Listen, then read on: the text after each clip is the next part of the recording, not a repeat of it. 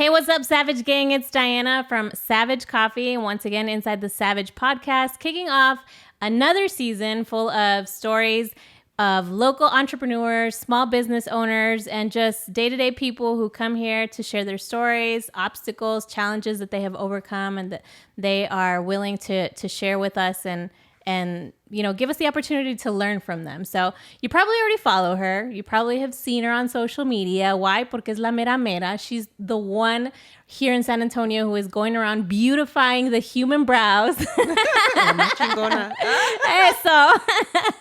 Ella es Claudia de Vanidosa Beauty Salon. And today we have the honor of having her here inside the Savage Podcast. Claudia. So hello everybody, I'm Claudia Aceves, owner and artist at Vanidosa Beauty Studios and now Vanidosa Beauty Salon, which is a separate entity. So I'm a permanent makeup artist and the hair salon is for hair. So I know that you're a Cali girl originally. I sure am, yes. But how long have you been here in San Antonio already? So San Antonio, we've been here for 2 years. We are on our 3rd year, I guess. Yeah, shit. It's a long time. So time far. Flies, right? When you're having fun. I know, dude. It's fucking awesome here. I love San Antonio. I love the heat. I love the food I miss. But everything else, the culture, dude, everything's fucking cool here. I like it. What was one of the biggest challenges for you getting here, or maybe one of the hardest adjustments for you and your family? The queso.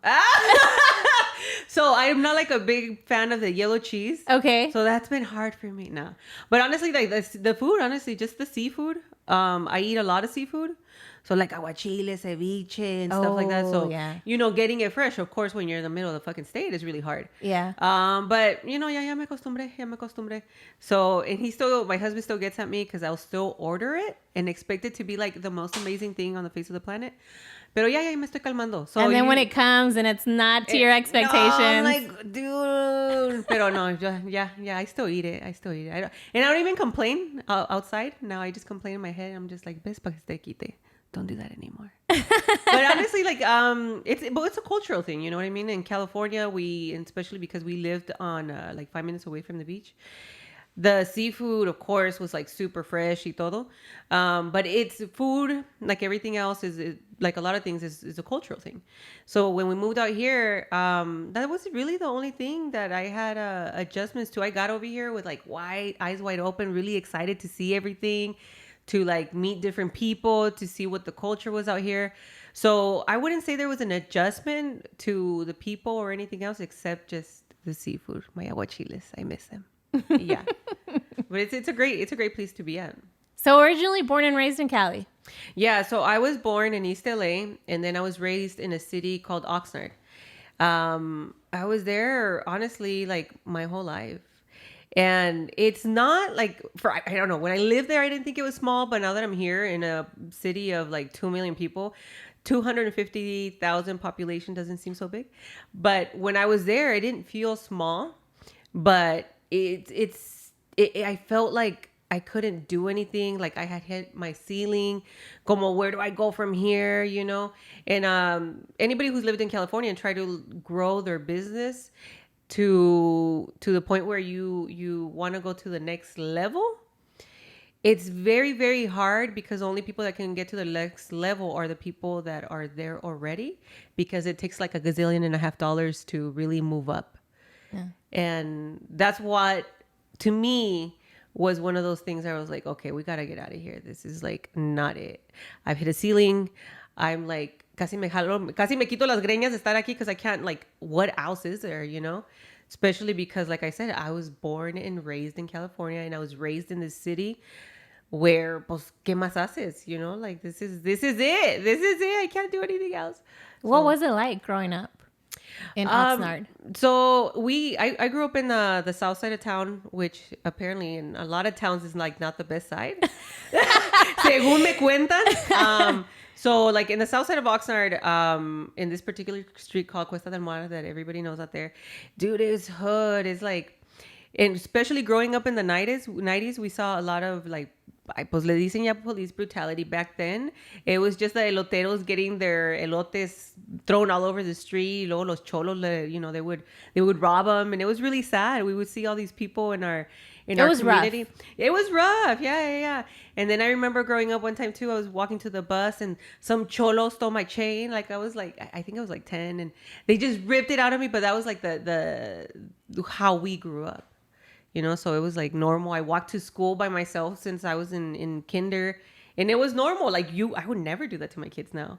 I would never be like, Toma, yeah. You know what time you're supposed to be there. So just go. But that's the type of town it was on that side of town, I suppose, you know. You walked by yourself Yeah, to school? Yes, and I remind my brother was Wait, visiting. you had siblings? I did, and I just reminded my brother the other day because he was here visiting. I was like, remember when you guys sent me to kinder by myself? They were, you know, they're 3 and 4 years older than me. Okay. So they knew better, Yes. you know. Ya me dejaban, dude. Like they wouldn't walk me to school. Déjala para que... ¿Qué decían? Déjala para que aprenda. Yeah, pues I learned. I was scared, but I learned to walk to school by myself. Whether you wanted to or not, girl, you gotta get tough. Because I'm the youngest, and I'm also the only girl, you know. So I had 2 older brothers, and That's so bad. Why would they not take care of you? they were meanies. They were meanies. They were always meanies. So, Gordis, if you're listening, I remember everything. But I forgive you. I don't forgive you ever. But yeah, they were mean, dude. They were always mean to me. It's just fine. But you know, that's why I'm a little tougher because of my brothers, you know, and you know how it is growing up with my parents were from Jalisco. So I was the first generation born here, and so when you have parents that are coming, you know, from another country, they were constantly working. So yeah, it was left up to us to kind of get to school and come back and eat. Yeah. And my brothers were like, no, thank you. I don't want to take any responsibility. So I me dejaron sola. Well, I was just going to ask you, what was the dynamic like in your family? Your parents, your siblings, you? So my parents were always really hard workers, you know, and that's Originarios de Jalisco. De Jalisco. What part?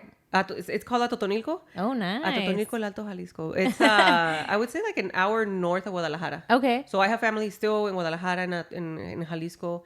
My parents now live in Tijuana, but it was rough because my parents, with their own stuff that they had going on, they were just trying to survive, man. Yeah. Like Did they speak English? They didn't. They didn't. Till this day, todavía no. I can yo me puedo identificar con eso because it's hard.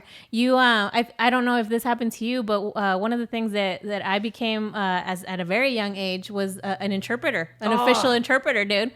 Yeah. I would have to interpret medical bills. I would have to be interpreting all kinds of stuff that I had no business interpreting. No business. No. You know what? And the thing is that because we grew up in the hood, I actually didn't start speaking English till I was in 3rd grade, even though we were in the U.S. and we were in California, you know?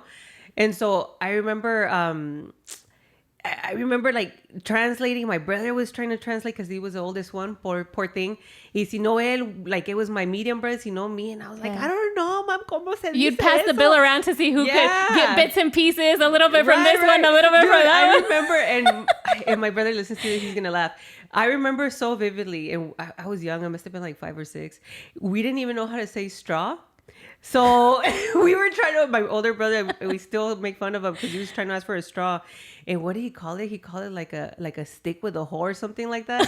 Till this day, we make so much fun of him because we didn't know. You know, we grew up in the hood. The teachers didn't even want to be there, you know. So it was I mean, it's funny now. Yeah. I went into school not speaking English. Mm-hmm. I didn't learn English until I was already in school. Yeah. Thankfully, I picked it up pretty fast, but and I don't remember, but my mom does tell me that there would be days where I would come home crying because I couldn't make friends because I couldn't communicate with anybody. Yeah, and you know, for us especially because we moved around a few times, but it was during those times when you're really making friends. You know what I mean? So I didn't really get to make or keep a lot of friends because we were moving. So not only was it a struggle in a sense because I didn't know the language, I also didn't know the dynamic of this new school. So I remember going to the second school and everybody like spoke English and didn't look like everybody else I had seen. Like that was the first time I went to school with like white kids. And I was like, wow, I'm moving on up in the world. But it was crazy. It was crazy because it's just moving within the same town. Just moving 10 minutes north of where we were living was completely different. People actually like owned houses. I was like, wow, That's possible. That's a that's possibility. possible. Like, how do they own a house? And I remember my mom saying, it's because all they do is work. That's why they have a house. I was like, no, that sounds horrible. Like, but being in California, like very few people really. Was really that own a her house. trying to justify, why they had to work so hard? I think so. I mean, they worked all the time. What kind of work did they do? So my dad, they worked in manufacturing golf bags, from what I remember, for forever. It was a really funny story because we actually, when my parents first crossed over, they went and we lived in LA where I was born. And so from there, my uncle worked at this facility where they made these bags. And so that was the only reason we ended up in Oxnard, because kind of like migrant kids. Yeah. That's where work was. So my parents moved us to Oxnard, and that's where we stayed. And so that's what they did forever until my dad decided to open up an upholstery shop. And then that's what he did. And even now to this day, they have an upholstery shop in Tijuana. And so that's what they do. So, like, it's immigrant parents teaching their kids to work hard, stick to it. Don't look around, keep your head down, and just work.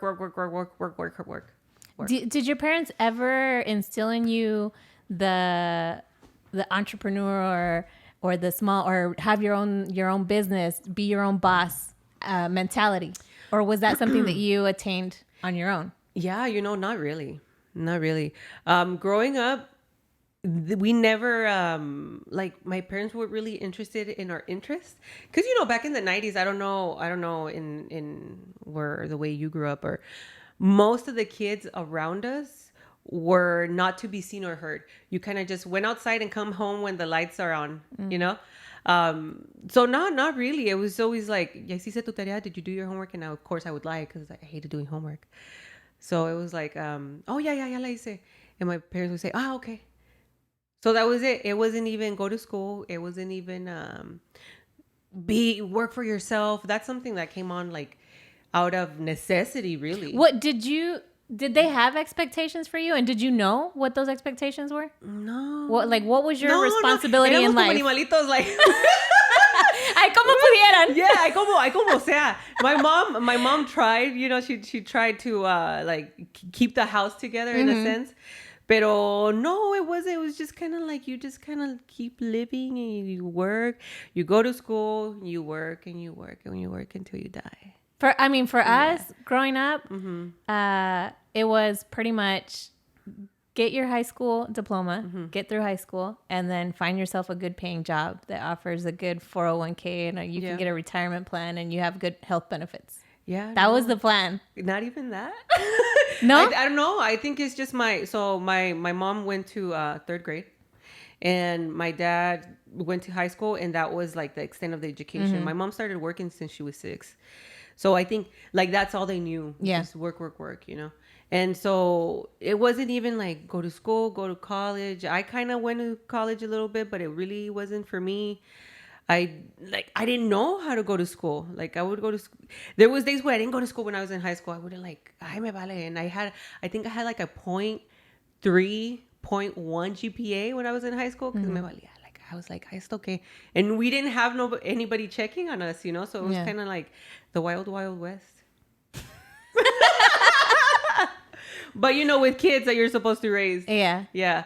But so it wasn't till after years later where I was put in a position where like, oh shit, I have to like work for myself because I can't get hired anywhere. Yeah. Where it was like that instilled the entrepreneurship in me. So you go through school, elementary, middle school, high school, and I mean, what was your mentality as you're going through school? Like, I'm just doing this to do it. I hated high school. Oh, I hated it.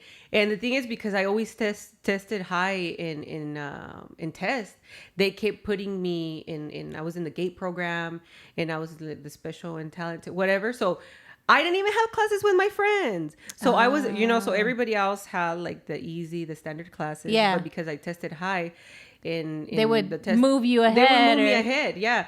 So I was a freshman in math with a bunch of seniors. And they don't want to fucking talk to me. They're not going to be my friends, you know? So, and I was like, damn it, why can't I hang out with my friends? So I hated it. I hated high school because of that, because it was boring. And I had like trigonometry class and my friends had like math A or math 1, you know, really easy math. And I was like, I want to be over there. Pero, pues, yeah. I was just getting pushed through the system. Did that cause you to lash out in any other... I mean, did it cause anything to you? I don't know. Did you not being able to have access to your friends? And I just didn't go anymore. I would just... So when I was in high school, I missed 2 periods and then I would go into the 3rd period. And then my 3rd period was PE. And I would skip 3rd period because my friend, I had a friend that worked in the cafeteria. Mm-hmm. So she would sneak out food. And I was so bad. I was like, sneak out with me. And so she would. And so we would skip school and then we would eat. So I would actually not get to school until like 4th period.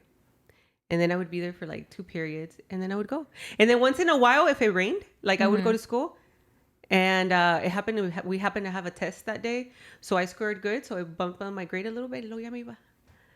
Hey, so during that time, did they call your parents?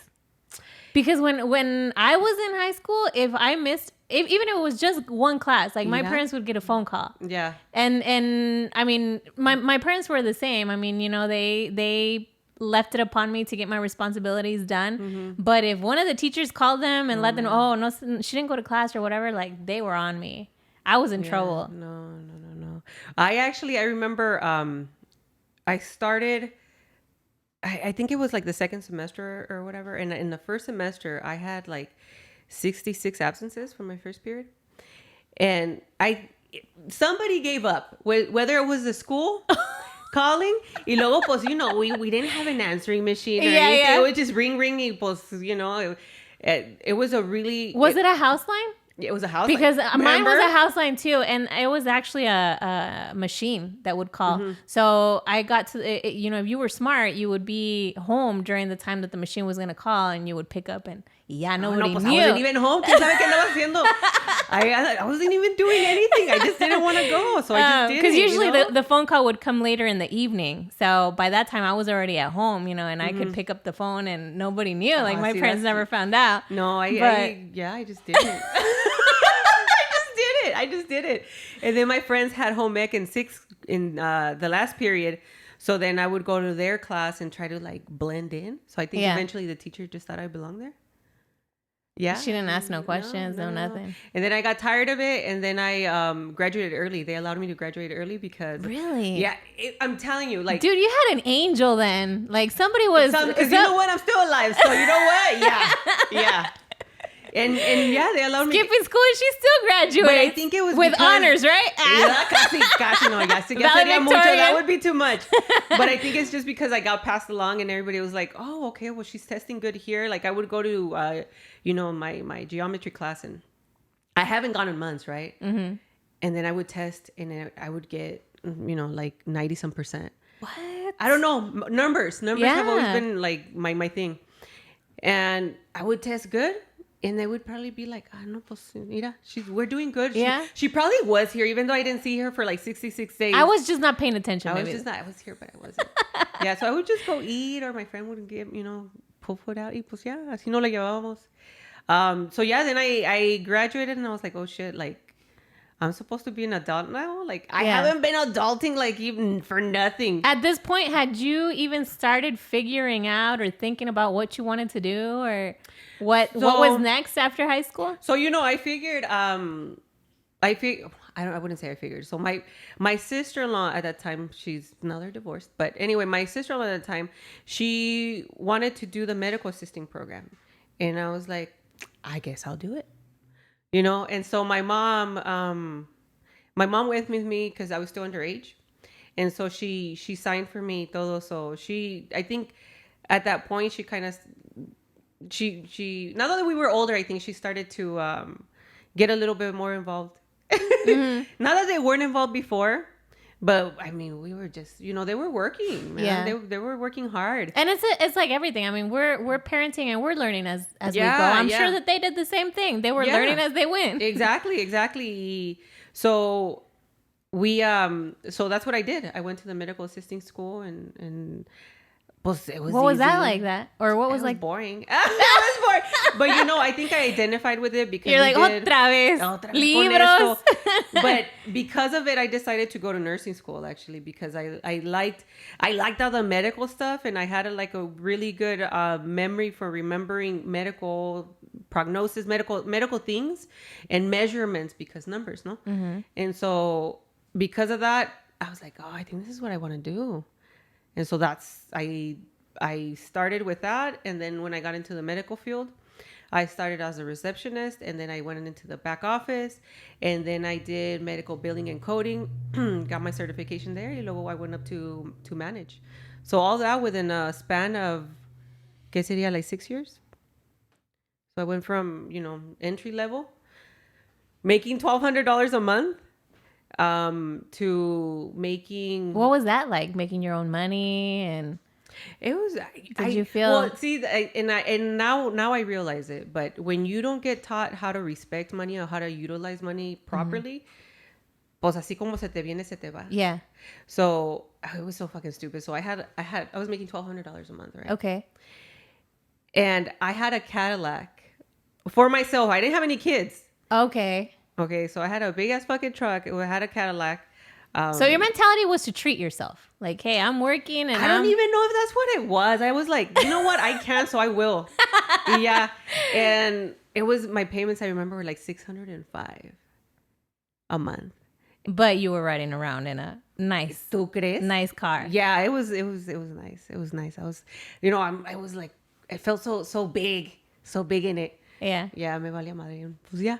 Were you still at home or you had already moved out? No, I still was. I was still at home at that time. I actually had been paying rent since I was 16.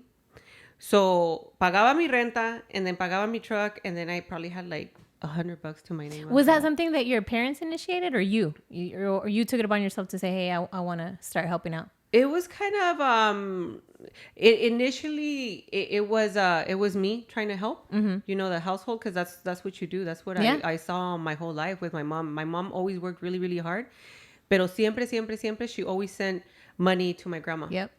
And that's what she did. That's what my grandma did with my great grandma, and that's what my mom did with my grandma, So it was just this thing that she did, and siempre hacía eso. If you come from a migrant family, like that's something that's instilled in you is to help the people that helped you get to wherever you are. Exactly. And or so took care of you or and so whatever. I felt like that was my that's what I had to do, So I paid rent, and then I would also help with the food. Y pues pagaba food también, and that was as responsible as I could get at that time. Mm-hmm. I wasn't the most responsible person.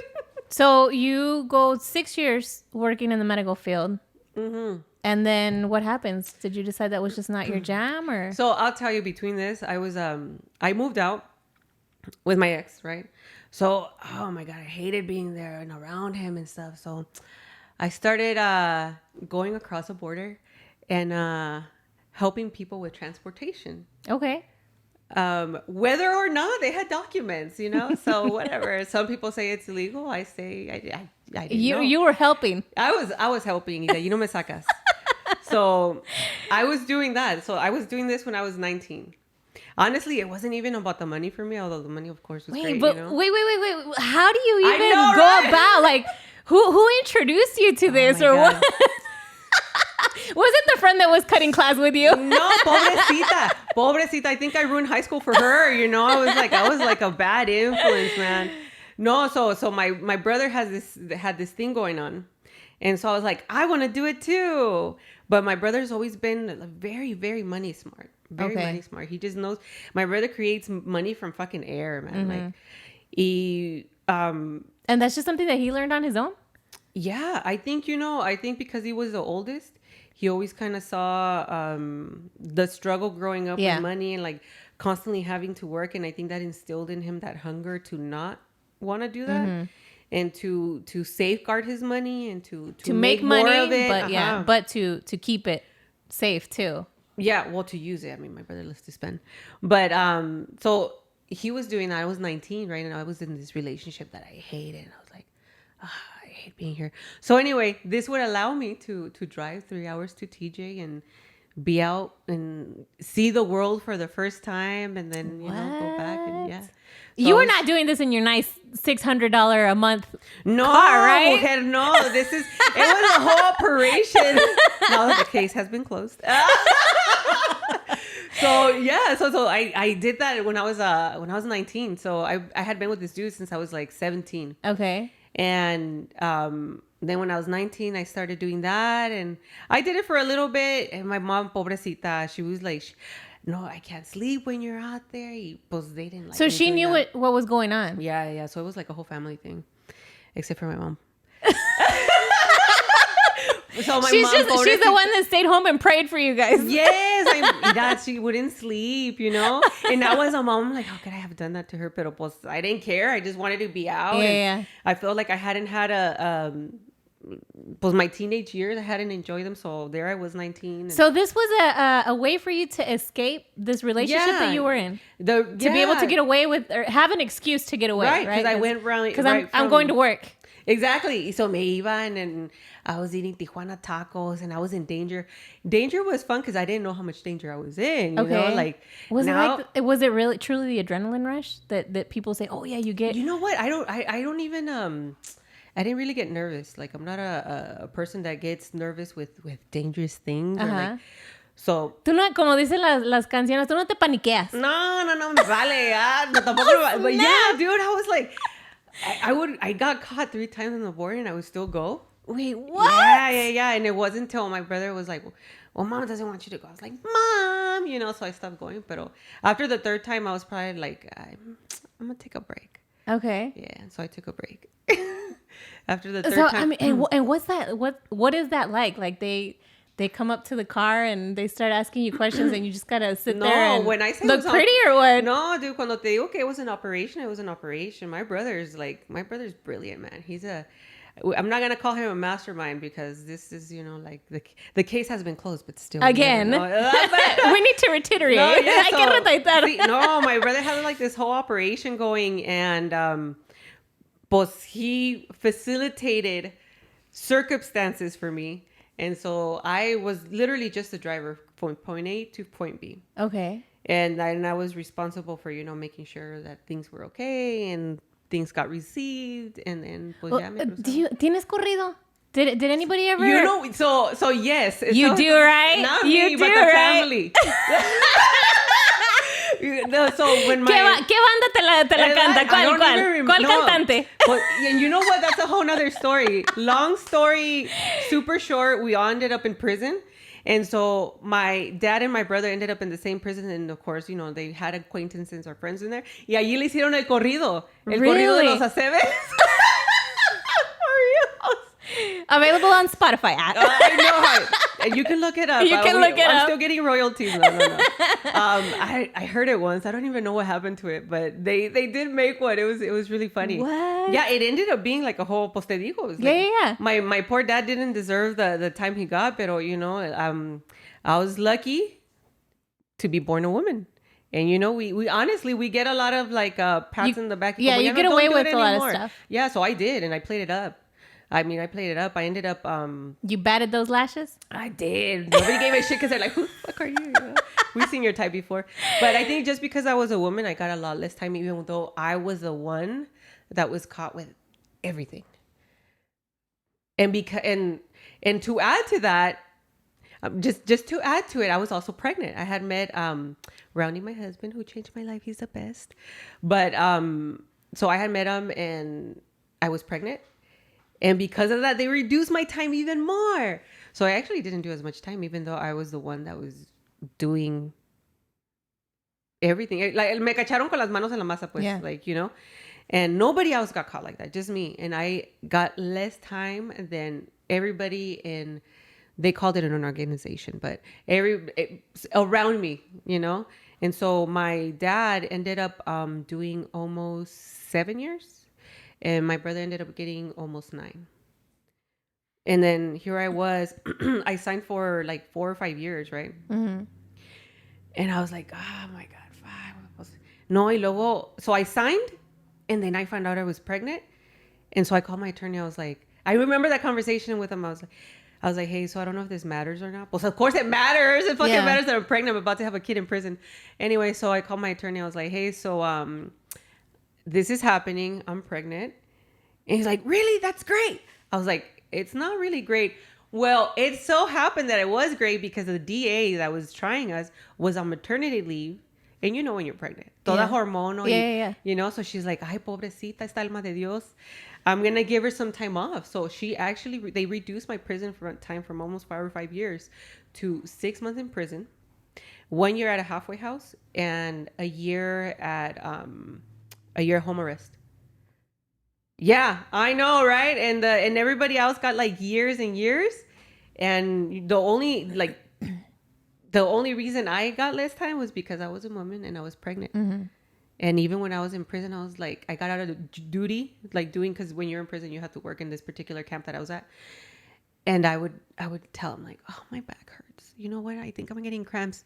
And nobody wants the responsibility of having, because that's a huge liability. Right. So I didn't even mom. I was in the kitchen and like we would have to clean it and be like, oh my God, my back.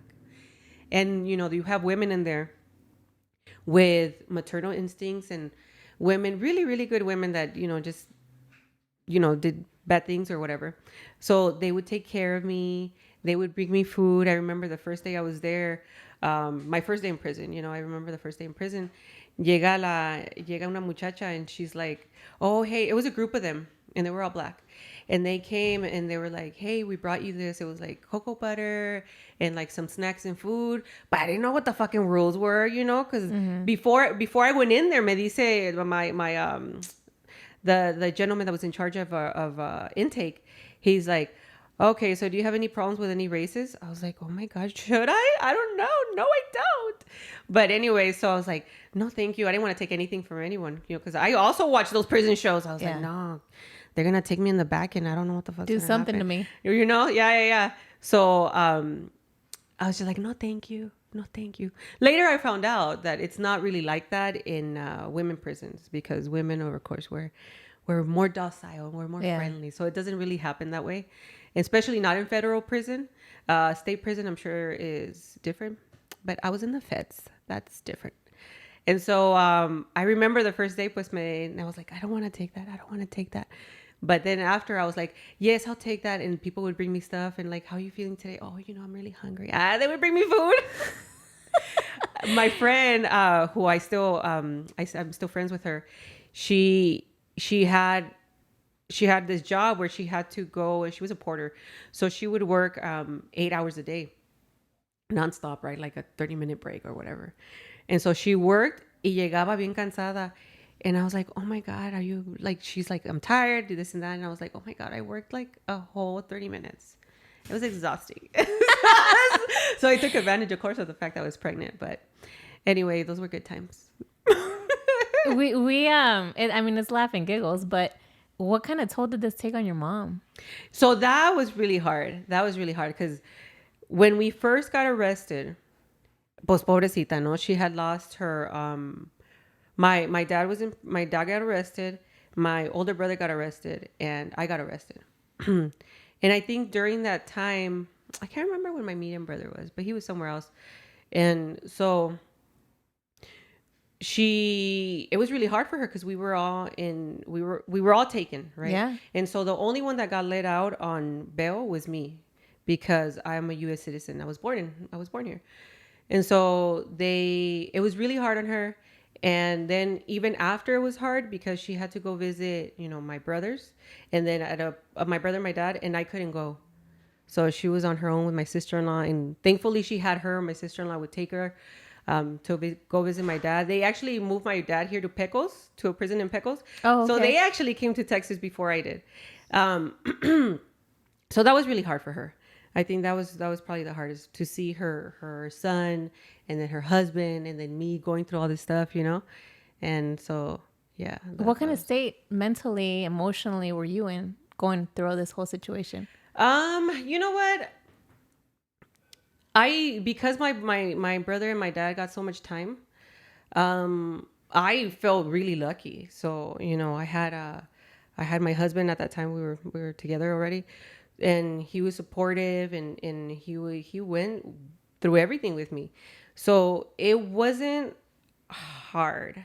I know how it sounds, but honestly, like when I got in there and I settled and I made friends, it wasn't too hard. The only time that was really hard is when I had to leave, when I had the baby, and then I had to leave to go to the halfway house. They allowed me to stay home for 3 months, and then at 3 months, I had to leave to go to the halfway house and By yourself, surrender without myself your baby. without my baby. So that was really hard. So all those shows or movies that we see, where you see like the really hardened criminals, and it's like they make it seem like it's just the most horrible thing that could happen to you because you're being robbed of your liberty, of your freedom. Yeah. So you know what it was like? It was like Orange Was the New Black. Okay. If you watch season 1, it's like that. It's like that. Even down to the clothes they were wearing, and that ID that they showed. I remember it's orange, and it's the same thing. And it was cool though. I mean, it wasn't cool, but it was, because I got to meet a lot of different women. And I remember there was one lady that I met in there, and this is how ridiculous the system is, right? This lady was making adult videos, right? Okay. But because she didn't want to use her home address, and she didn't have a place where she did like it, an establishment. An establishment, right? She was shipping videos from a post office, and it became a federal offense because it was going across state lines. Oh. Yeah, so she was in there for like 8 months or like a year. But because she was shipping from a P.O. box. Like, that blows my mind. There was also ladies in there that were running sex trafficking rings. Yeah. Like that, you know. Goes to show, I mean, kudos if you want to start your own business, but really dig in to the legalities of stuff and really do the research. You get your licenses in place, ladies, before all these regardless people, of what you want to do. If you're sending feet pictures, I'm just saying, you know.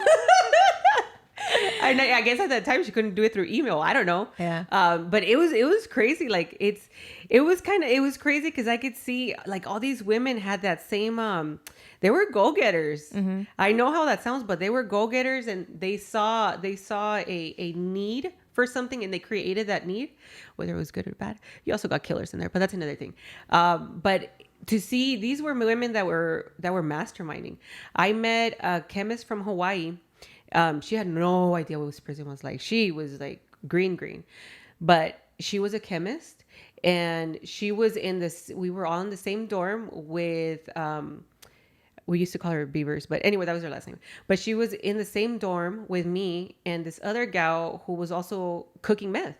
These two women, one was a chemist with like years and years of education, and a hillbilly in where was she from? I think she was from Montana, and we were all in the same dorm, and they were both cooking meth or crystal or whatever they were cooking. But it was interesting because we were all in the same room, you know. And I met I heard a lot of cool stories. I met a lot of ladies who I am still friends with, and so it wasn't, for me, it wasn't too bad, you know. Yeah. My brother and my dad had it worse because they were in a men's prison and for that many years. So it was hard for them, and it was hard for me to know that I was out creating a family, enjoying my family that I was creating, and in 3 years it was done. Yeah.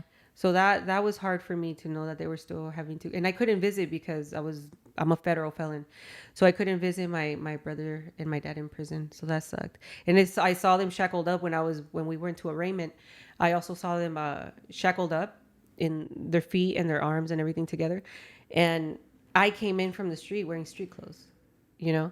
So that part was really hard. And like I said, I got off easy because I'm a girl. Yeah. You know. Did that cause any tension, or did it affect your relationships with your brother, with your No, you know what? Actually, I think it brought us closer together. Yeah. Even my dad, he was a typical Mexicano, no? So he liked to drink on his weekends, and he was a smoker. He stopped drinking, and he stopped smoking, and like he became this other person, more full of pues integrity after he came out. Because of the way they had to carry themselves in there, you know. When you're a woman in prison, it's not the same thing. I mean, of course, you don't gossip, you don't steal somebody else's girlfriend. But other than that, you know, you don't steal people's food and shit like that. But other than that, you know, you kind of just hang out and hang out with your friends and have a spa day. You know, like we even had a party for Christmas, or was it Christmas? No, it was Thanksgiving. We had a party, and they went off to the library and they were having a party. I didn't go because I was like, I'm not going to that, but. I was like, this is not that bad, you know? It's not that bad. Yeah. I mean, a lot of people come out of prison with the reflection or the mentality that prison was the best thing that could have happened to them. Because for a lot of people, it changes their lives for the good, you know? Yeah. Because till this day, my dad won't drink. And I'll tell him like, ba, you don't drink anymore? And he's like, no. I don't like to lose sense of who I am. So he has one drink and then he stops. Mm-hmm. So I you know, it was good. It made us, I think it made us stronger as a family. And when I was growing up, me and my mom had this bond. My mom loves to read. And so when I was growing up, that was our thing. She would take me when she had time, she would take me to a public library. And I'm a big reader because of her. And she was a big reader, and she turned me into a big reader. And when I was in prison, that's what I did. I read a lot. And one of my favorite books was in there. So I've read it since then, and it has a different meaning and all that, but it brought me back to myself. And, you know, it makes you kind of, you have to think of what you've done, the things you're missing out, because life goes on. Mm-hmm. No, nobody waits for you because you're in there. Yeah. And life goes on. And then I saw what my husband was doing for me, and I was like, I don't think I want to be back here ever. It kind of sucks. It sucks to be away from your family, but like I said, I was lucky that I was a woman. I was lucky that I was pregnant, and I had a different situation had that not happened. Yeah. Yeah. So after everything was said and done, so I mean, you've done your time and you've paid your debt to society, as they say. Were there any consequences? I mean, to what, you know, to what had... I can't buy a fucking gun, I guess. Yeah.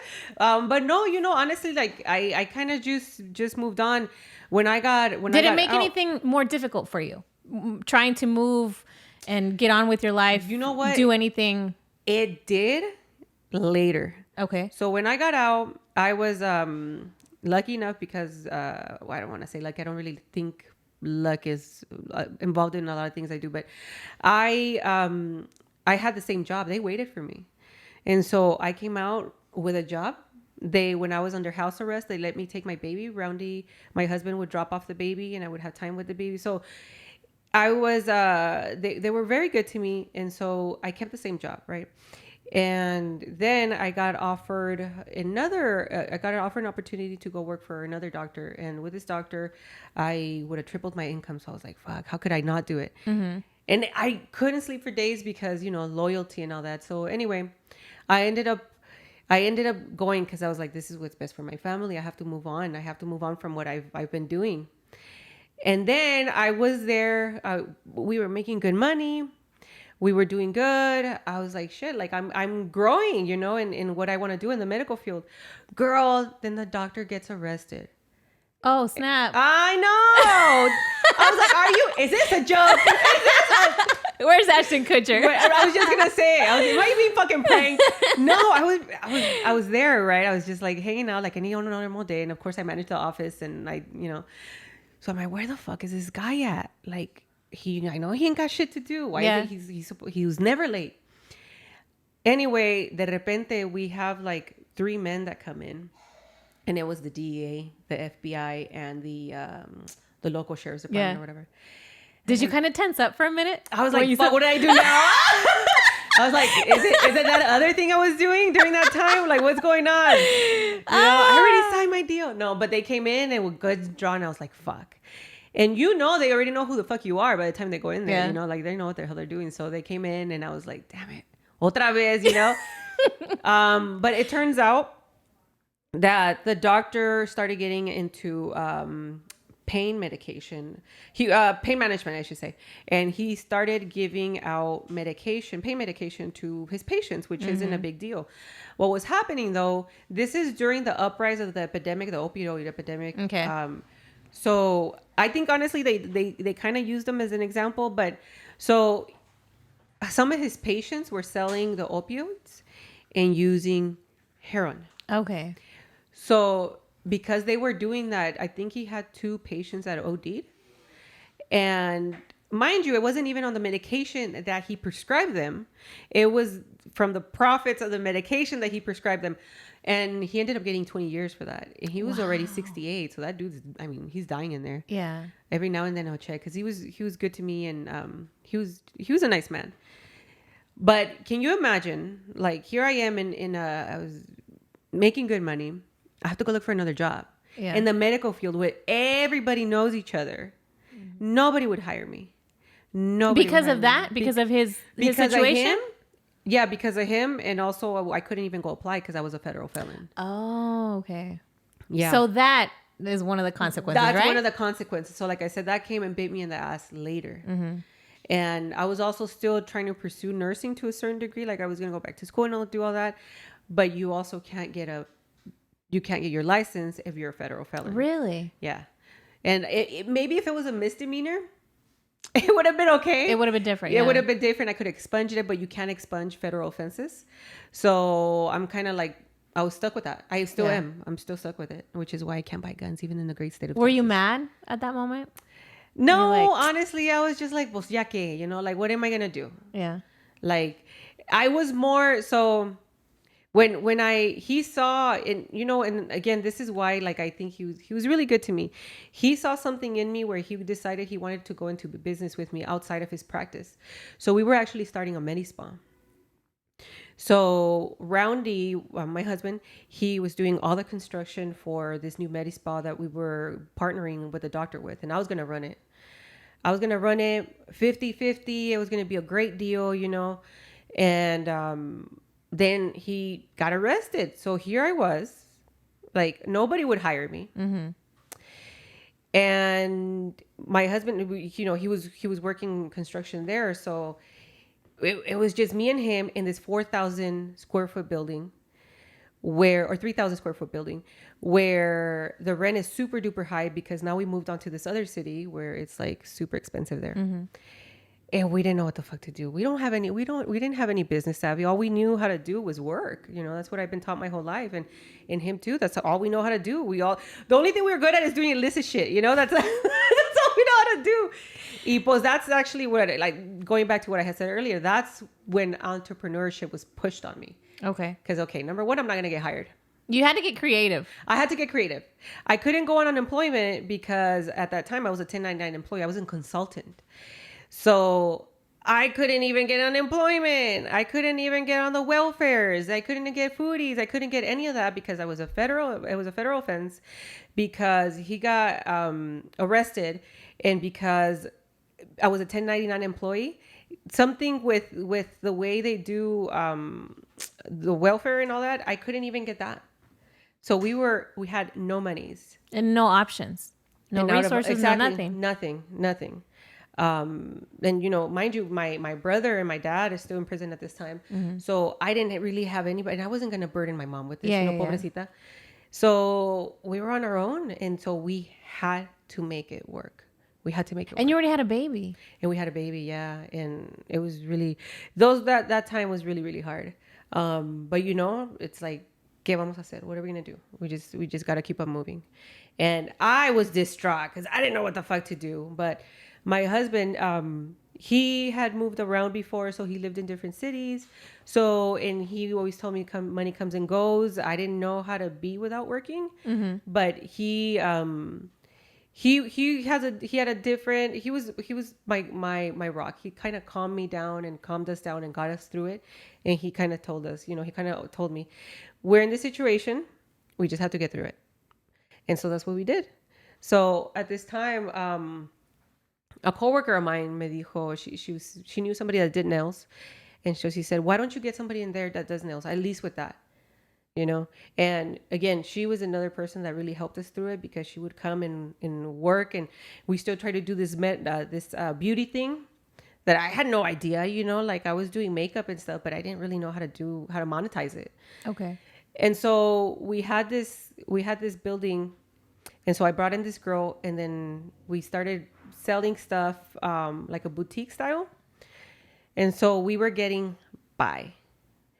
And then we put all our efforts into this girl that was doing nails. And then that taught me another lesson. Never put all your eggs in somebody else's basket. You know, so that's when I decided to do makeup, and I started doing weddings and photo shoots and music videos. Anything that would come your way. Yeah. That would leave some money. Yeah, and I was actually really good at it. So after that, I got the opportunity to teach makeup, and so I started doing that. And then I got into doing eyelash extensions, and I was really good at that. But you need a license to do lash extensions, right? You need a license to do nails. You need a license to do makeup in the state of California. Okay. And because I don't like to be told what to do, there I go, no license, doing all this all in the open. No posas, some hater. Una señora, like this poor lady. And I say poor because like, she had nothing better to do. Yeah, like and it's so sad that somebody doesn't have enough clientele, doesn't have enough like space in their heart for somebody else to succeed, that they have to do this, you know. But anyway, so she called the board on me, and the board came, and we were like, okay, we have to. We closed out the salon, and I went to esthetician school. So all these things kind of started pushing me into entrepreneurship. All these things. Wait, but you didn't know that you needed that, or you just kind of like, I knew, I'll get by. I didn't care. Yeah. Okay. I mean, I knew, like I knew all the way. But I can't even, you know? Yeah. But I just didn't care, because I was like... But the rebel in you just wouldn't let you give in. I know, I'm telling you, right? I'm telling you, being young and skilled. And I was like, I'm not going to do it. Like, what if I don't want to, you know? Yeah. But then Roundy, of course, he was always the voice of reason. He's like, you know, maybe you should go get licensed. And I was like, yeah, that's probably a good idea. Because we were monetizing. We were making money on this, but we didn't... And this is going back to, like, have your licenses in place, you know? And so I got my esthetician license. That was pretty easy. Again, I didn't study. I just went into the test. Boom, aced it. And I started doing, I continued what I was doing. And then we moved back to the city of Oxnard, and we got a 1,000 square foot building with no clients, because we had moved out of the city, with no clients, no nothing. And we were literally just getting by. So everybody in business, it takes 5 years to make substantial amount of money, and in those 5 years, you just gotta push through it. You just gotta push through it. It's hard. Everybody cries, but you just have to keep doing it, because it takes 5 years to become profitable. Now for me, it took 2. That's neither here nor there. So when I was doing this, you know, like I had really good clientele, but I also had days where I would go in there and then all I did was clean. I would clean. I would look. Social media was barely coming up. I would watch YouTube videos, trying to get better at my craft, trying to talk to people, anything that I could do. I remember, like, I would even walk. And at this, I still wore heels at this time. I don't anymore, but at that time I wore heels. I e-boy with my 5-inch heels, and you know, I would go to businesses and I would give them my card. I still didn't even know how to network or how to tell people that I was worth their time. But I tried. You know, I did everything. I did everything I could, and then, but again, I had days where all I did was clean. I had days where I would make $20, and I would go spend it on sushi. And California, I would always get a California roll and a side of miso soup, because that's all I could afford. And that's what I did. And then eventually what happened was that, you know, I actually, and it's really funny because when I opened, I started with high-end prices. So I always tell this to everybody I come, you know, that wants to be in this space, in the charging a little bit more than, you know, in the high-end space. Yeah. It takes a long time. It takes longer than if you were to compete with more competitive pricing, I should say. And so I started off in the high end price, and I wanted it to stay there. That's what I wanted to do. I was going to try my best. I was going to give everything into my craft. And so I felt I deserved it. Well, anyway, I had these clients and recurring clients that would come to me all the time because they liked me. And so I had a rapport with them. And anyway, I had this one client that came in and she's like, oh yeah, she was Mexican. She's like, do you do that thing where they put eyebrows on your hair on your eyebrows, but it's not hair, but it's also not like paint? And I was like, well, what the fuck is this? I was like, tell me more. Tell me. I was like, is it a tattoo? No. It's not a tattoo. It's a tattoo, but it's not a tattoo. And I was like, pues esto que no? And I remember I kept them up because for like 3 days, he would wake up, my husband would wake up and he's like, what the fuck? I was researching tattoo hair, but no hair. No, eyebrow tattoo, but not tattoo. It was not, I wouldn't come up. Google was not my friend. And so I looked and finally I found out that was microblading. Oh, so, right. So that's where that's what she was talking about. That's what she was talking about. Pero ella no sabía, Yeah. And I didn't know either. I didn't know anybody else that did it. And, so where did she see this? She went to Mexico. Oh, but okay. And she brought that with her. Well, she looking saw for someone there. She saw her cousin getting it, but she trusted me with. I was threading or waxing her at that point, and she trusted me so much that she wouldn't let anybody else do it. She waited for me to learn the craft, and then I would do it. And then do it. Yeah. Because like I said, we're in the business of relationships. Yeah. In any business you're in, it's a business of relationship and entertainment. That's all it is. Anyway, so nobody else was offering this. Not service. at that time. Not at that time. It was one other girl. Y tú dijiste, de aquí soy. No, pues sí. You know what? I was good at it. No, pues chingue su que I was good, And so I took the class, but before I took the class, we're still trying to make our business profitable. So I was like, I didn't want to do it. I was so scared of spending money because of everything that had happened and how wasteful I had been. But my husband, he kept telling me like, just do it. If it doesn't work out, then it doesn't work out. And I was like, no, but it's the only money we have. Because I remember it was our tax refund. Oh, okay. So we only had one kid. Girl, we weren't making that much money back yet. Now we have fucking 3 kids. So it's like, okay, now it's good. Now there's a little way to play. A little bit more. So we had, like I said, so we had these $1,200 and I was like, shit, we don't have any more. And that amount of pressure, that it wasn't even him. He was like, oh no, pues if it doesn't work, it doesn't work. And it'll be okay, babe, just do it. And I was like, what if I'm not good at it? It's the pressure that we put on ourselves, to be honest. I've been in that situation where, especially when you're a mom, like the first thing that you think about is, oh, but this could go towards something that I need for my kids. Exactly. My kids get sick or my kids need this and I'm not going to have any money.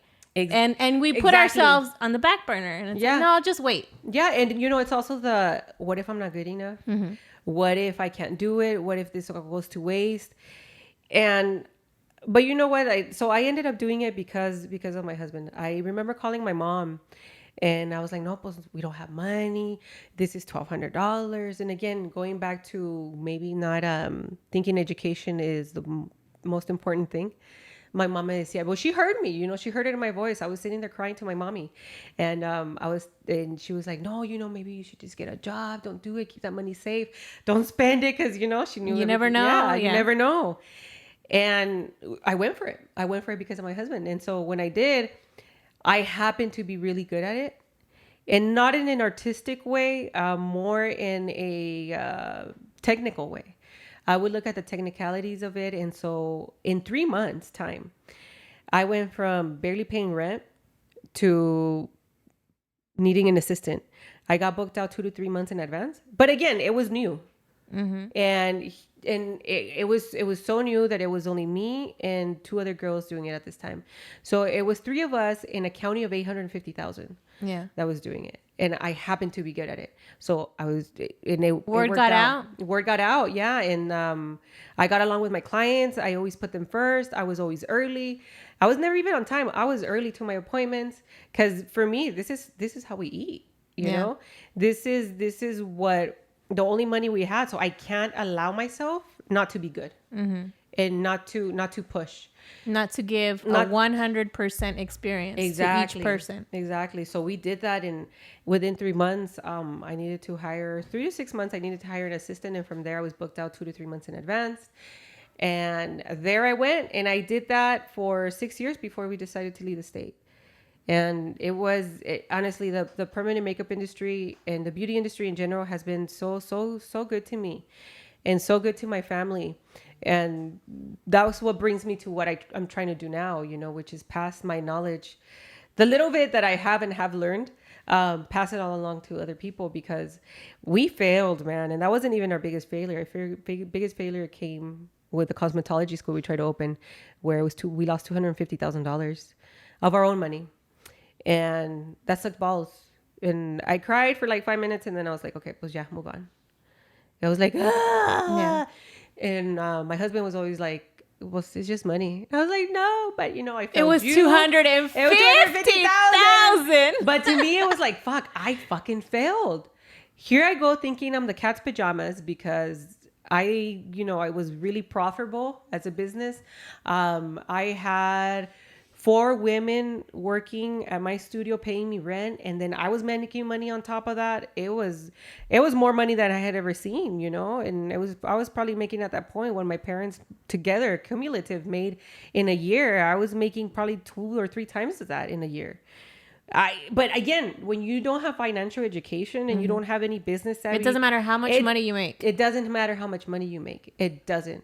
You will spend it on frivolous shit. You will see it as soon as it comes. You see it go. And we saved up. We tried to open a cosmetology school, which is a beast in California. It is a beast. I mean, any state that's so bureaucratic like that is just so hard to pull yourself up to the next level, because only certain people are allowed there. And anybody who has tried to create something so big knows. And it's not the same in every state, It's Texas is very good for small business owners. Like I always try to give the best example I can give people is in California, we had a permit. One of the many permits that we had to get was $5,000. And it took us a year and 2 months to get. That same permit in Texas is $400, and you can get it in 3 months. So that's a huge gap. It's a big gap. Yeah. It's huge. And so when we decided to move, and we lost the cosmetology school because of the Rona.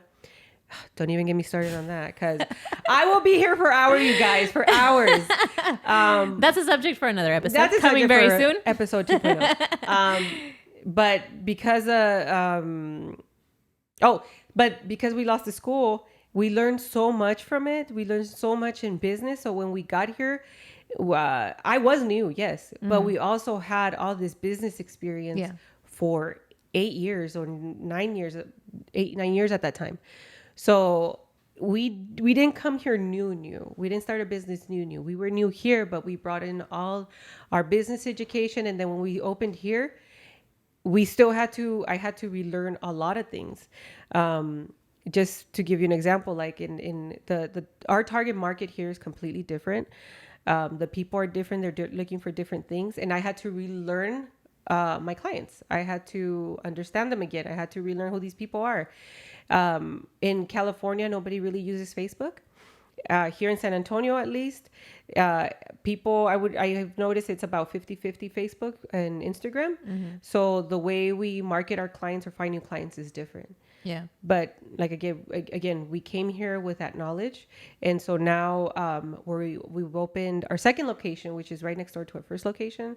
And when people ask me, how's the second location going? I'm like, it's going. Because now I have more patience, I have aggressive patience, but I still have patience now. I have more patience now. And I kind of just go like, okay, well, it's going to take time. I'm going to do the best I can. And then I'm going to see what happens. And I know it may take up to 5 years to become profitable. 85% of businesses die within the first 5 years. And I'm still here. So I think I can do it. We just got to keep pushing, and then just, aggressive patience. Do everything you can. But don't give up, and then just keep going.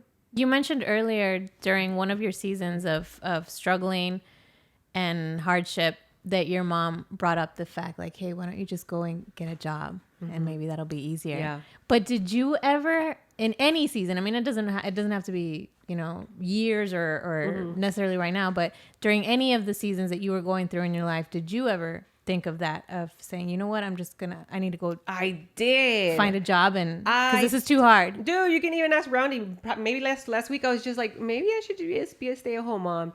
And he tells me like, you'll hate it. You won't be happy. I'm like, I know. It just, now we have that drive that we can't calm down, but I did because it's fucking hard. How'd you pull yourself out of it? I just like tell myself I'm not gonna do it and then move on. Like I have, like that. I honestly, like I have we all have moments of weakness, right? But I don't let that determine my day. I don't let it determine my week. I don't let it determine my decisions.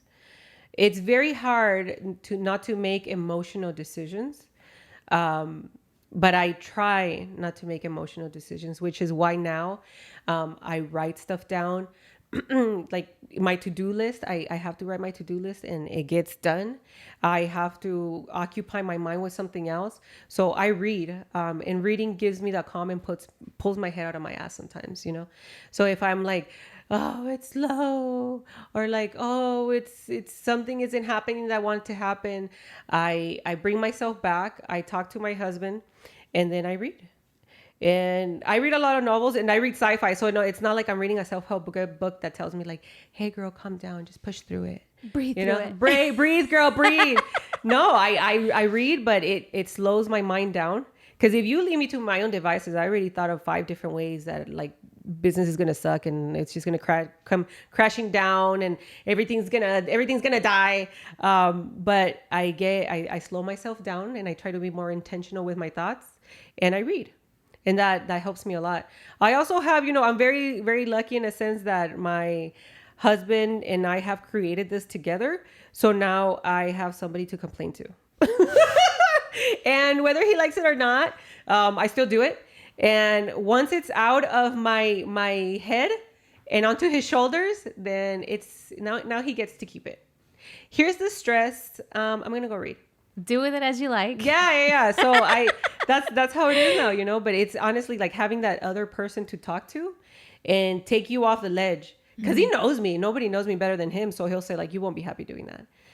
And I'm like, what if I just take a little job on the side to keep me busy and I stay at home with the kids? He's like, you won't like it. You won't last. That's not who you are. And then I'm like, yeah, you know what? I'm not. I'm Claudia Aceves. But that definitely, I would say that definitely helps for sure. But you have to have the same vision. And so we both have the same 3-year plan, 5-year plan, 10-year plan, 15-year plan. I can go on and on. Like we have the same vision. So he won't let me falter and I won't let him falter because we're a team. And everything we create together.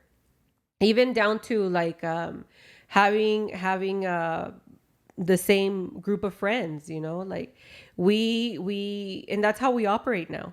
And just like everybody who has arguments, we have arguments, whatever.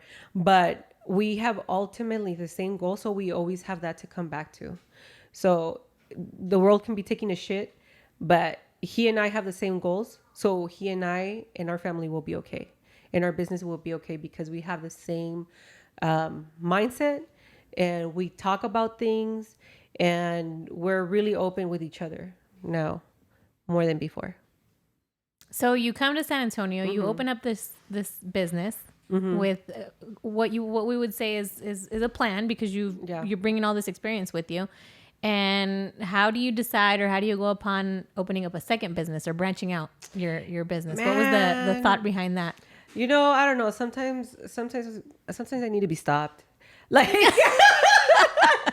as much as you need to be encouraged, sometimes you need to be stopped too. My husband has a hard he has a hard job. It's like he has to push me and use my skills for good, but at the same time he has to go, babe, like you gotta fucking stop, Yeah. But so when we first got here, mind you, we had just lost $250,000. Credit cards were maxed out. We had money to move. We had money to maintain ourselves for a little bit. But outside of that, we didn't have very much. Mm-hmm. How did you decide upon Texas? I don't think I asked you that. No. So we actually had looked at a few different states.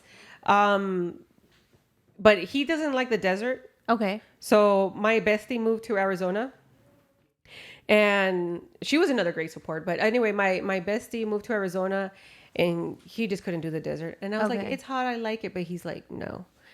Like, no, I'm not moving to a fucking desert. And we were like, okay, where else do Californians move? Okay, let's move to Vegas.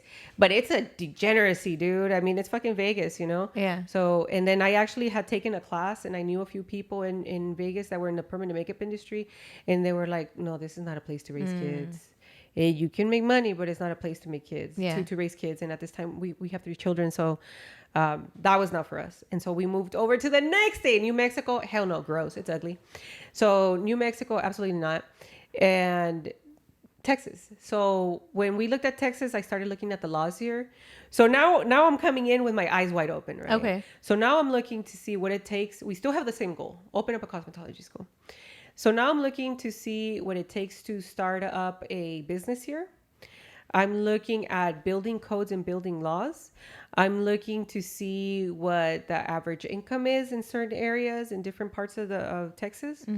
And I know it's hot, so I'm like, that check to me, that's great, 130 degrees. So that's when we decided to come to Texas. So we took a trip in August, and then we moved that January. We were still kind of going back and forth, but then just California just kept getting crazier, and it was during the Rona times. Yeah. So we were there for the worst of it. So I felt like California was almost pushing us out. Not only did you stop our business, they closed us down for 11 months. I couldn't work. Of course, I was still working because, again, I don't like people telling me what to do, and I'm a risk taker. The rebel spirit in you. Oh man, I'm telling you. And we stayed open. We were still profitable, and we decided, okay, well, you know what? Like, Texas seems like a good state.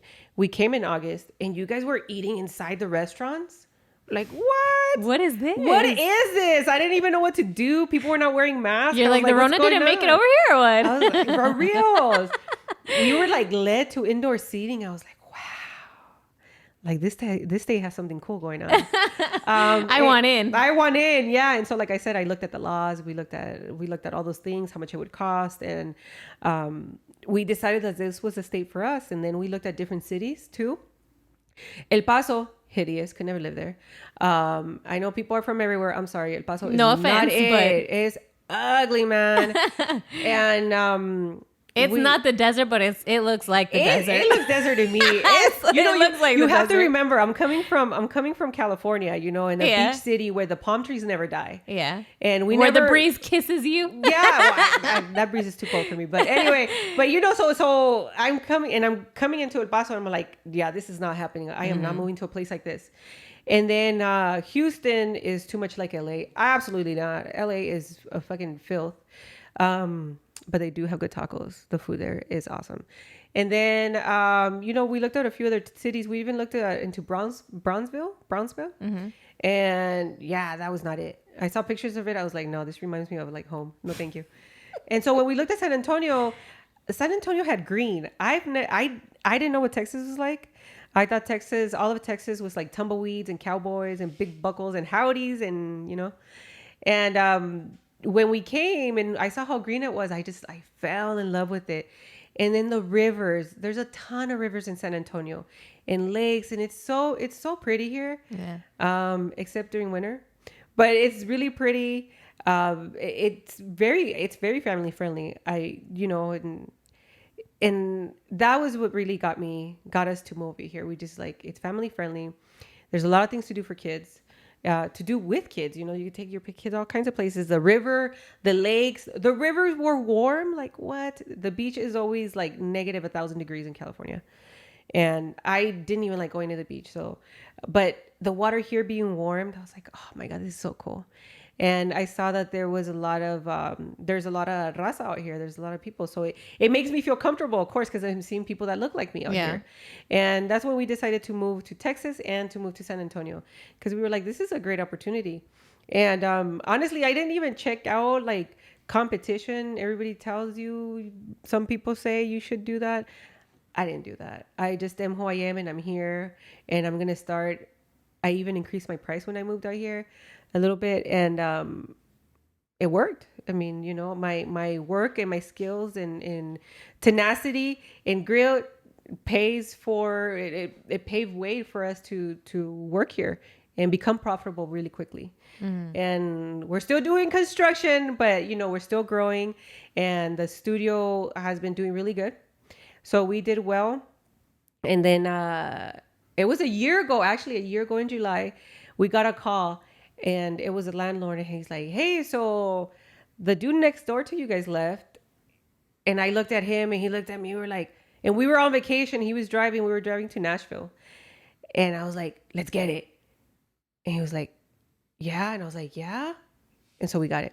And so I was signing, so just like that. Yeah, we're like, so we It hooked wasn't like up. a sit down process No, where we you're were like analyzing, driving. going through reports and stuff. No, girl, because I already knew that I wanted it because there was a salon there before, but it was Okay. super icky, and I saw the potential in the space, and I had even drawn it out, and I had showed it to him, and then he changed some things, so we had it drawn and envisioned before It was even available. before it was even available, before the guy even decided to leave. Okay. So by the time we got it, we're like, oh shit, should we get it? And so I was signing the lease as we were driving to Nashville, and I was transferring money as we were still driving to Nashville. Like everything happened within a few hours because I didn't want to let it go. I knew it was going to be really good. And then we got back, and then it was like, shit, now we have to like a lot of work. We have to pay for it, and we have to do construction. We're not even done with the first one, but we're already building the second one. Yeah. So Roundy, my husband, he's been going back and forth doing construction. He worked really late. We stay there really late. I see clients late. But luckily, because it is our business, we have our kids with us. So our kids are seeing the growth, and whether they want to or not, they're putting sweat equity too. They help us clean, and they're seeing what it is to run a business. So hopefully when they grow up, hopefully we're teaching them something about business, and what we're doing at 30 something, maybe they can do at 18. So hopefully they're learning a little bit from this.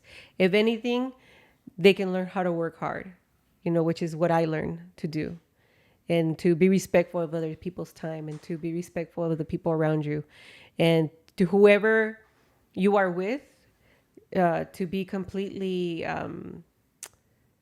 what's that word? To be completely present. So hopefully at least our kids are learning that, and then that's something that they can take and do. But it's because we bring them with us, so they are sacrificing as well. But it's a good sacrifice, I think they don't think so, but it is. And you brought up the word sacrifice. I think if people don't know, anybody who has an idea or is thinking about an idea, that's a word that you probably should connect to your idea is sacrifice, because that's what it's going to take. Mm-hmm. You, in your particular case, or with your family, with your husband, have any of those sacrifices that you've had to make, have they made you feel guilty, or made you feel like you're lacking in not being able to do something with your kids or for your family or anything like that, because of the sacrifice of the time and the work that goes into what you are doing? Yeah. And that was a big issue when I was in California, because like I said, I only knew how to work hard, and working hard for me is staying late. Working hard for me is sending as many clients as I could. So I definitely felt lacking as a mother, but I felt like I was sacrificing, and I was, but again, if I would have known better, there was other things that I could have done better, but I didn't. Now that we're here, and now that me and my husband are working together full time, now it doesn't feel like a sacrifice, really. It feels like fun. Unless we're mad at each other, then it's not as fun. Not for him. It's fun for me. But it's, now it doesn't feel like sacrifice. Now it just feels like something that we have to do. But now we have time for our kids. Now we have, if anything, they're at the studio with us. So now we're not sacrificing time with them, because we're always together. So all of us 5 are always together. We try to do more things with them. We try to take them to the river, of course, because I love the river. And then we have them in jiu-jitsu. And so we can go and see them there. And now it doesn't feel like a sacrifice. Now it just feels like this is something that we have to do for our ultimate goal. But if something becomes a sacrifice, or there's something that we do have to sacrifice, like time or whatever, now I'm okay with it. Now I do it. I put my head down and I get it done, and I don't bitch, moan, or complain about it. It's just something that has to be done, and I do it. I don't even think about it as a sacrifice. It's just something I have to do now. But honestly, like it's a mentality thing. You really have to turn things around and turn them, not to sound so negative, so instead of like maybe sacrificing time, it's an opportunity to do this. So right now that I'm here, I don't feel like I'm sacrificing time with my children. It's you gave me the ability and the opportunity to tell my story. So now I see things as opportunities as opposed to sacrificing. Does that make sense? Mm-hmm. And that really helps. Changing things and having control of your thoughts. Now that you've been exposed to the community here in San Antonio, and I know that you've been out to different networking events, mm-hmm. which is something that has become very popular here in San Antonio, is these networking events, mixers. Or was that not a thing before? You know what? I think it's grown over the last few years. Oh, okay. It wasn't a whole mm-hmm. lot. At least not when I moved over here in 2010. You didn't really hear about that kind of stuff. But I think in the last few years, there's a demand for it, mm-hmm. because people want to start their businesses, right. or get their businesses exposed, and it's those types of events and those types of situations that help you do that. But when you've been able to go out to these events and you meet and encounter other women or other men, I mean, because there's men at mixers too, mm-hmm. that have this idea and that want to put it together, that maybe don't know where to start or how to start, or want to ask for advice. How do you start, or where do you start to be able to encourage these people that you're encountering or that you're meeting and wanting to do their own thing too? I'm really open about that stuff. So I'm really open about the stuff that I've done and what's helped me. So I'm willing to help anybody that's asking for help. But I don't try to be pushy. Mm-hmm. So when I was in California, I was like pushing, because I see somebody that could do really awesome or like really talented. I'm like, no, you should do this and do that and do that. Now I don't do that. So now I give my advice freely, but you have to come and ask me. Yeah. But if I'm giving you something and then I see that maybe you're not doing anything with it, I'm like, well, then don't waste my time. Yeah. But when I go to the networking events and I do have people ask me, I've met other permanent makeup artists there, and I feel like that's my calling. I'm like, okay, what you need to do is this. And I've had conversations with permanent makeup artists, and they're like, oh, well, nobody really wants to talk about it, or nobody really wants to tell me what to do or how to help myself. And I'm willing to, I'm really open. I'm really willing to mm-hmm. help. So I talk about my experience and what has worked for me, and hopefully it works for them. And then, as you know, we also started doing our own networking event, but we call it Networking and Mastermind, because every time that we have one of these events, I try to help with small knowledge that I have. So we've done one on finding your target market. We did one on branding on social media. So I try to help my community because the community has given so much back. And during the networking events, like I said, if somebody really wants to know how to do A, B, and C, and I can shine even a small light, I will help. And I think that's the way it should be done, especially because we're all going through the same struggles. We're all trying to get through the first 5 years. We're all trying to stay alive, But I also make sure that I'm just exposing myself properly to people that want information. I guess I should say I only listen and surround myself with people that are actually doing things. Mm-hmm. So if I see somebody that's maybe like a social media guru, but they're not a social media guru and they're like telling business owners things that are untruthful, I will separate myself from that. And those people I probably won't mingle with. Yeah. And you have to protect your energy. For anybody that's going through those 5 years that you just mentioned, mm-hmm. And in it, I put myself, because I am in that current situation too. I'm halfway through through the 5 years. Yeah. But for anybody who's in that time period or in that season of their life, struggling, Sure. Trying to get over those challenges of those slow days, of those days that you mentioned earlier, where you're just going and cleaning, or you know, watching videos on YouTube. Yeah. But what can you, from your personal experience, share with us who are going through that season and trying not to give up and dragging through each day, you know? Yeah. Agatas casi, but trying to make it through. You know, I would say you have to keep pushing. You have to humble yourself and know that there's still things for you to learn. And that if it was easy, everybody would be doing it. And it's even when it's not fun, you have to push with yourself. When it is fun, you still have to push yourself.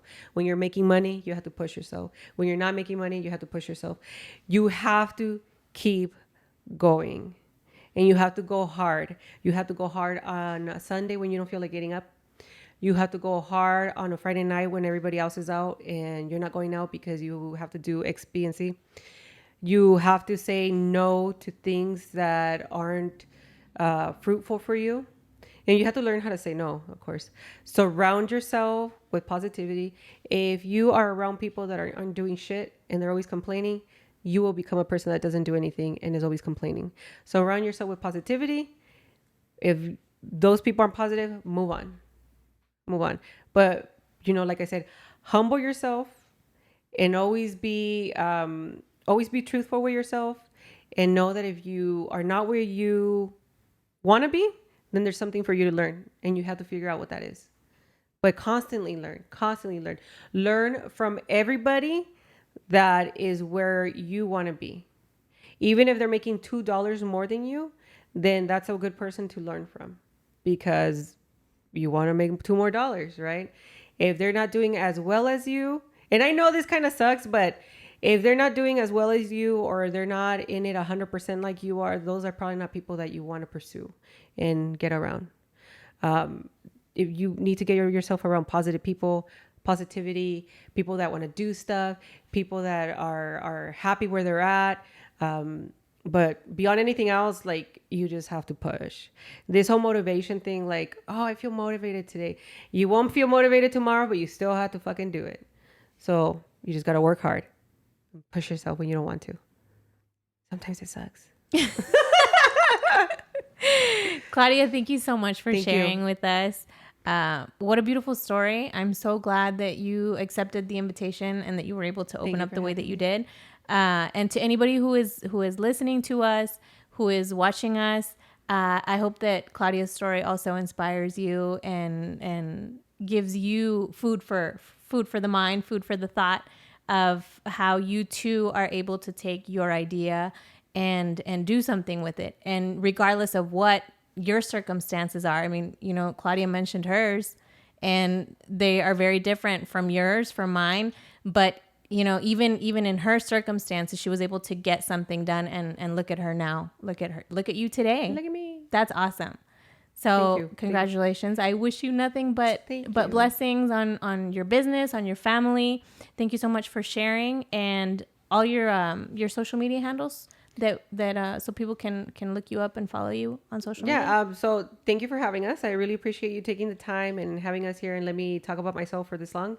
You can find us on Instagram at Vanidosa Beauty and Facebook, Vanidosa Beauty. And we are here to serve the San Antonio community. And I wanted to thank everybody in San Antonio for opening their arms to us and just being so amazing. Minus the queso.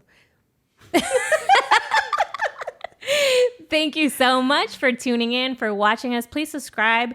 And remember that a new episode is coming up very soon. And this episode was brought to you by Savage Coffee, located inside the Boeing Center at Techport. Whew, it's hot. Oh my God. It's freaking hot. I tried to clean my mustache. I just babbled on so much. I'm so sorry. No, you did really good. And I made my mouth sound horrible. I should be like, I love my